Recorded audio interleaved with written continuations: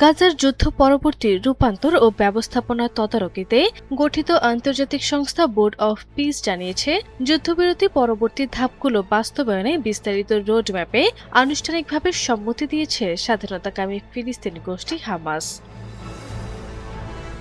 সামাজিক যোগাযোগ মাধ্যম এক্সে দেয়া এক বার্তায় বোর্ড অফ পিস জানায়, ইতিহাসে প্রথমবারের মতো হামাস আনুষ্ঠানিকভাবে তাদের সমস্ত অস্ত্র সমর্পণের একটি কার্যকর পরিকল্পনা বাস্তবায়নে প্রতিশ্রুতিবদ্ধ হয়েছে। এর পরপরই গাজা থেকে পূর্ণাঙ্গ ইসরায়েলি সেনার প্রত্যাহার শুরু হবে।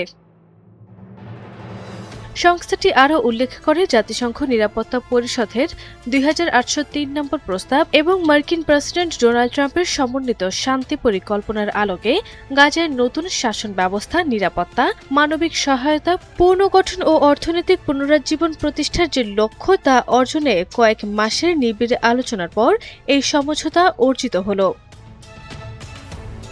বোর্ড অফ পিস জোর দিয়ে বলেছে, এখন সবচেয়ে বড় লক্ষ্য হলো এটি মাঠ পর্যায়ে কার্যকর করা। গাজায় আইন শৃঙ্খলা ও নিরাপত্তা পুনরুদ্ধার এবং মানবিক অবস্থার উন্নয়নে গঠিত national committee of the administration of গাজাকে আন্তর্জাতিক স্থিতিশীলতা বাহিনীর সহায়তায় পূর্ণ ক্ষমতায় আনার কাজ চলছে, যা গাজাবাসীর সুন্দর ভবিষ্যতের প্রতিশ্রুতি বহন করে।